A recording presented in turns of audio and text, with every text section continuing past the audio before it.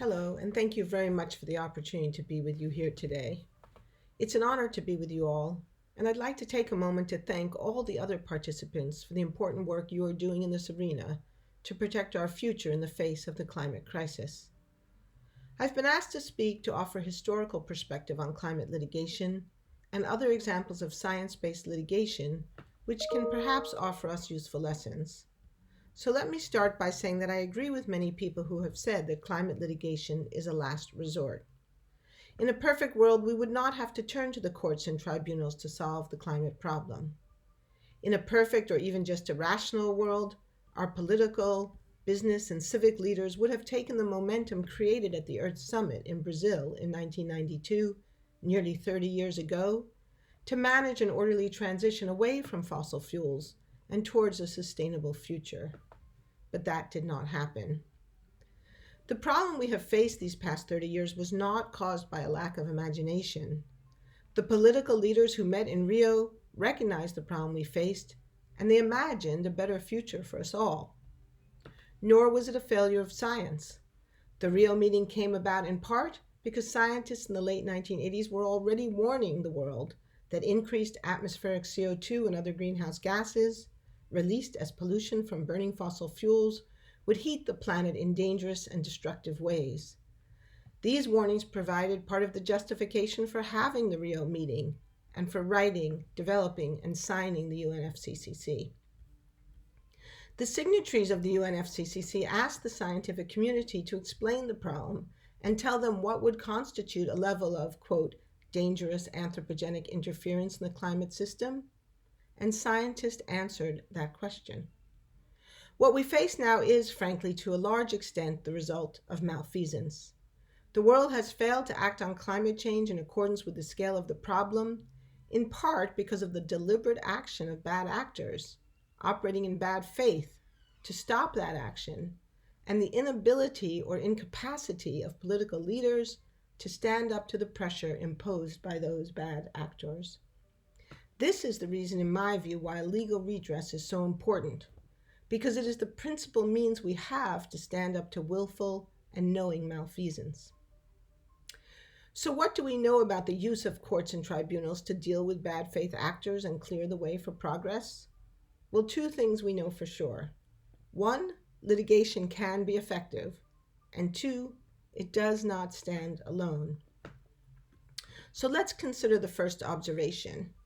We have several examples where science-based litigation has worked effectively to reduce a serious problem when that problem was caused by economic activity whose proponents were aware of the hazards that they had created and sustained. My examples are drawn from the United States because this is my domain of expertise, but others, no doubt, will be able to supply additional examples. So, important American examples include tobacco, dangerous natural materials used in consumer products such as asbestos, dangerous medical devices such as the Dalcon Shield intrauterine device, and dangerous drugs such as thalidomide, bendectin, and now OxyContin. Litigation has in the past been effective in several ways: in preventing the continuation of fraudulent advertising and marketing, preventing the continued sale of dangerous products, providing compensation to victims, and increasing public awareness of the problem, enabling citizens to make informed choices for themselves and their families, and to bring pressure to bear on political leaders to ban or at least control these dangerous products. And one more thing, which is often overlooked, but I think not inconsequential, changing the public image of these companies by denying their attempted defense that they were simply responding to consumer demand. In all these cases, successful litigation has led to significant compensation for victims and the cessation or greatly decreased use of these dangerous products. When it comes to fossil fuels, and I think we now know beyond any reasonable doubt that fossil fuels are a dangerous product, their use kills people no less than tobacco does, even if it does so by a very different route.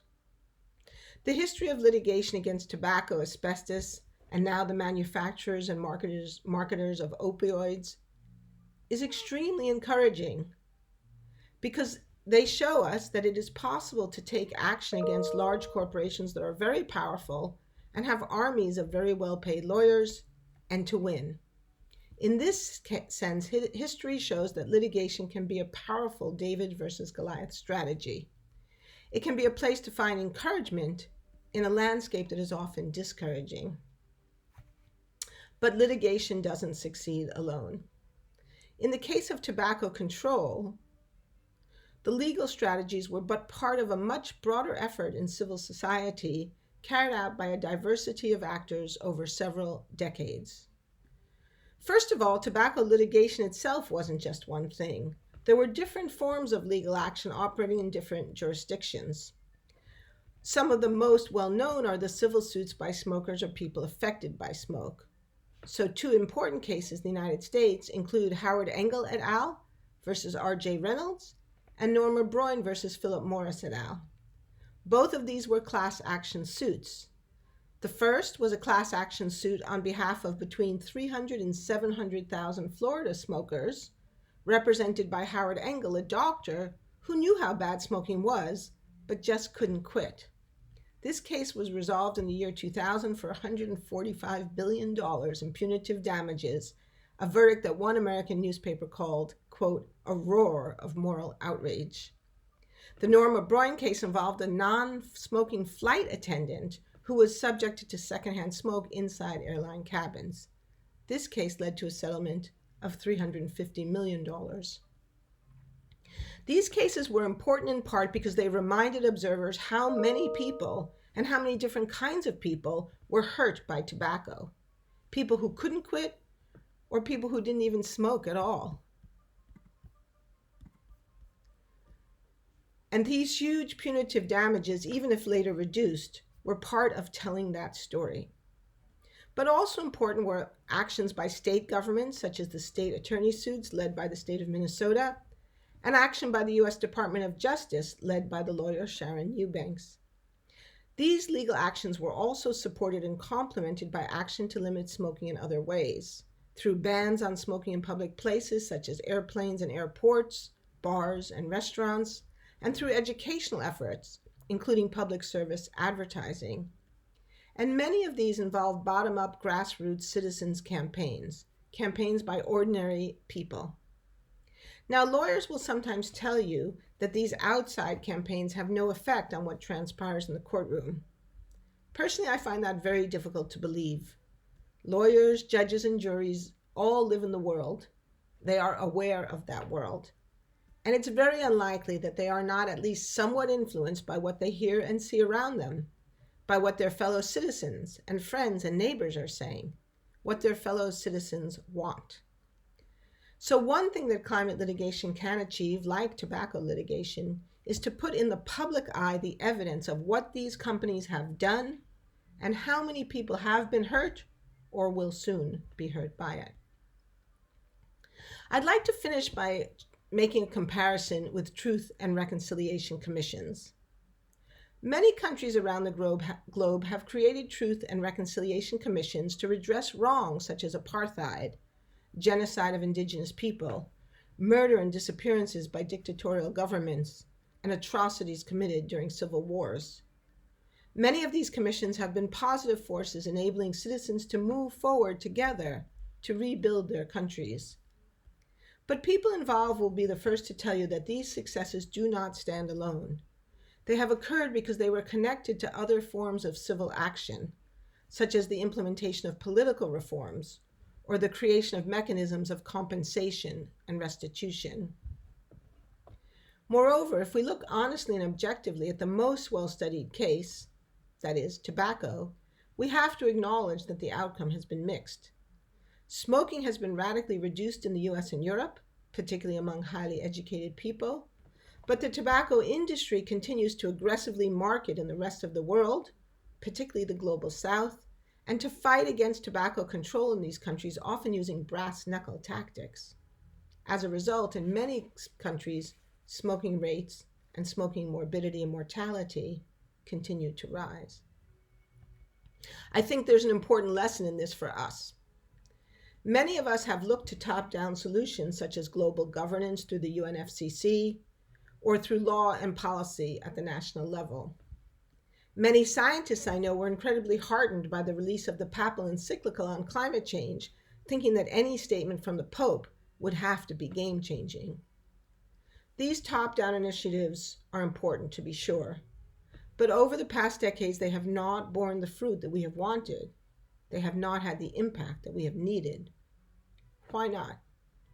The answer is no doubt complex, but I think one part of it is that the efforts we have made in those forums have not been adequately matched by efforts on other levels. Litigation has the great benefit that it can be pursued on many levels, in many jurisdictions, and in many ways, and positive results in one area can ramify in others. The recent path-breaking court decisions in the Netherlands will, I believe, influence thinking in other places. So I think the path we are on here, pursuing climate change litigation in many jurisdictions and in many different ways, is crucially important. But we should also recognize that litigation by itself, no matter how smartly argued, will likely not be enough. We need to find ways to connect the work that we do here to other forms of action on climate change, from the most exalted levels of international governance to work on the most grassy of grassroots. Thank you very much.